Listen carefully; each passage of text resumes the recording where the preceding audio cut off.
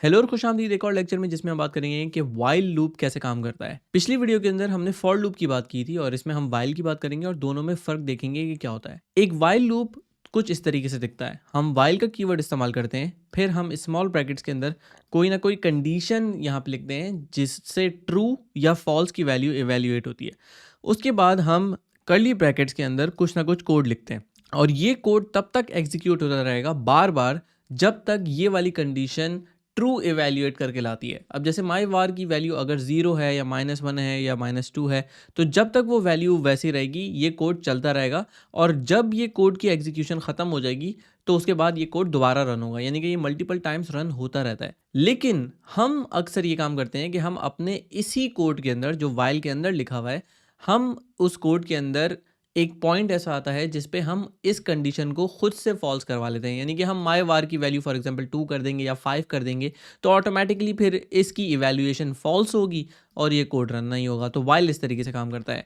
अब इसकी एक एग्जांपल लेते हैं। फॉर एग्जांपल मेरे पास ये सिचुएशन है कि मैं ये चाह रहा हूँ कि मैं 1 से लेकर 10 तक जो वैल्यूज़ हैं वो पिक करूं और फॉर एग्जांपल 5 का जो टेबल होता है, जो हम उर्दू या हिंदी के अंदर कहते हैं कि 5 का टेबल या 5 का पहाड़ा, हम उसको फॉर एग्जांपल लॉग करें।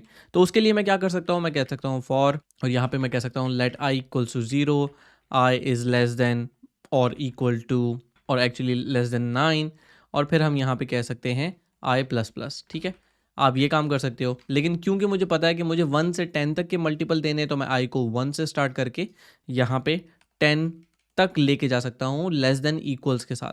और मैं यहाँ पे क्या फॉर एग्जांपल अगर मैं कहूँ console डॉट लॉग और यहाँ पे मैं आई को लॉग करूँ तो आपको नज़र आ रहा है कि 1 से लेकर 10 तक हम सारी वैल्यूज़ लॉग करें, क्योंकि ये 1 पे स्टार्ट होता है, कंडीशन चेक करता है, फिर ये लॉग पे आ जाता है, फिर इंक्रीमेंट करता है, कंडीशन चेक करता है, लॉग, इंक्रीमेंट, कंडीशन, लॉग, ये सब करता रहता है। तो आखिर में जब आई की वैल्यू यहाँ पे 10 हो जाती है तो 10 के बाद ये console लॉग करता है, फिर इंक्रीमेंट करता है तो 11 हो जाती है और फिर ये फॉल्स हो जाती है तो 11 लॉग नहीं होता। ठीक है, तो ये तरीक़ेकार है इस काम को फॉर के ज़रिए करने का।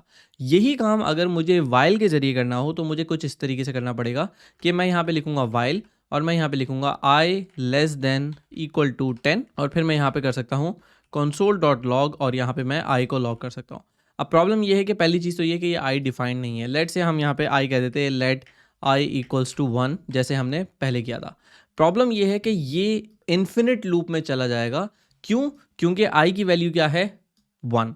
ये यहाँ पे आता है, इस कोड को रन करेगा, फिर इसके बाद ये कंसोल करेगा। जैसे ही ये ब्लॉक कंप्लीट हो जाता है एग्जीक्यूशन का, ये दोबारा से कंडीशन चेक करेगा और फिर लॉक करेगा, फिर दोबारा कंडीशन चेक करेगा और फिर लॉक करेगा।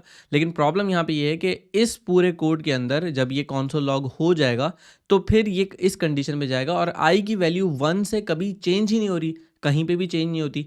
तो इस वजह से ये लूप चलता रहता है और इसी की वजह से हमें नज़र आ रहा है कि बहुत लॉन्ग स्क्रिप्ट चली, इसलिए ये इसने टर्मिनेट कर दिया। अब इसके बरक्स अगर आप फॉर लूप के अंदर देखो तो फॉर लूप के अंदर ये जो थर्ड पॉइंट होता है फॉर लूप का, इसमें हम इंक्रीमेंट देते हैं, तो इसीलिए आई की वैल्यू 1 से शुरू होती है, इंक्रीमेंट होती रहती है और ये कंडीशन चेक होती रहती है। इसीलिए वाइल के अंदर हमें अक्सर खुद से वो इंक्रीमेंट करना पड़ता है।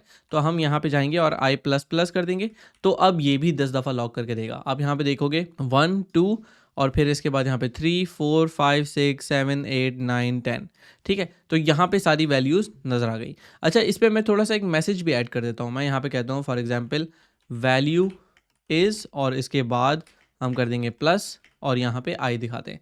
अब आप देख रहे हैं कि ये जो एक्चुअल कंसोल लॉग है, ये सारा का सारा जो एग्जीक्यूट हुआ है ये यहाँ तक कंप्लीट 10 वैल्यूज़ तक दिखा रहा है, ऊपर से लेकर नीचे तक। ठीक है, अच्छा, अब इन दोनों में जो फ़र्क हमें समझ आया वो क्या कि फॉर के अंदर जो इनिशियल वैल्यू है, कंडीशन है और इंक्रीमेंट है, ये तीनों फॉर के इस ब्रैकेट के अंदर आ जाते हैं। वाइल के अंदर हमें जो सिर्फ मिलता है आउट ऑफ द बॉक्स चीज़ें, वो वाइल का कीवर्ड, ये कंडीशन वाला केस और कर्ली ब्रैकेट जिसमें हमें वाइल का कोड लिखना होता है।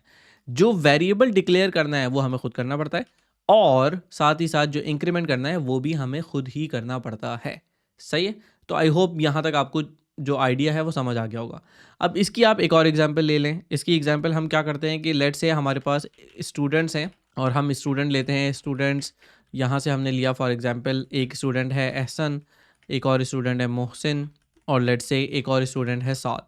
अगर हमारे पास ये 3 स्टूडेंट्स हैं और मैं ये चाहता हूँ कि मेरा फॉर लूप जो है वो इन सारे स्टूडेंट्स को एक-एक करके जो है वो लॉक करे, या इससे पहले जो हमने एग्जांपल ली थी, बल्कि इसी एग्जांपल को चले ले लेते हैं कि हमें ये सारे के सारे स्टूडेंट्स लॉक करने हैं। तो अब मैं क्या काम करूँगा, मैं यहाँ पे लिखूँगा स्टूडेंट्स और आई। तो इससे ये होगा कि ये 10 तक जाके मेरे स्टूडेंट्स को लॉक कर रहा है। मैं इस व्हाइल को ज़रा हटा देता हूँ फिलवक्त।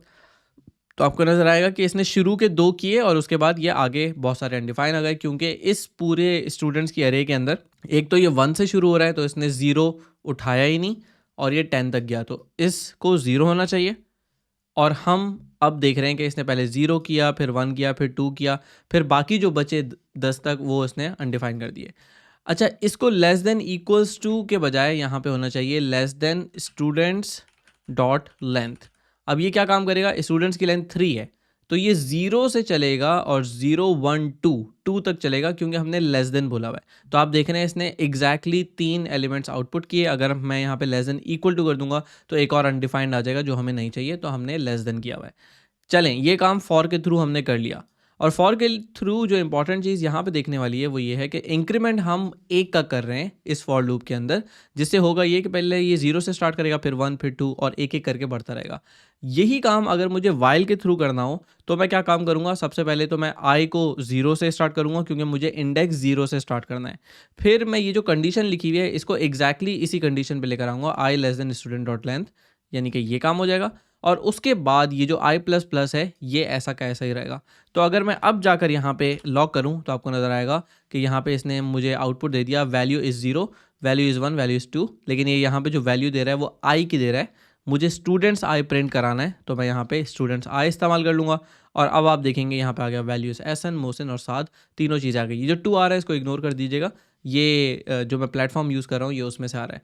तो अब हमें वाइल का थोड़ा सा आइडिया हो गया, और वाइल में हमें एक चीज़ समझ आ गई कि अगर हमारे पास एग्जिटिंग कंडीशन ना हो, जो कि ये बेसिकली सिचुएशन है कि ये आई बढ़ता रहता है, 0 से आगे जाता रहता है, तो एक वक्त ऐसा आता है कि ये कंडीशन फॉल्स हो जाती है।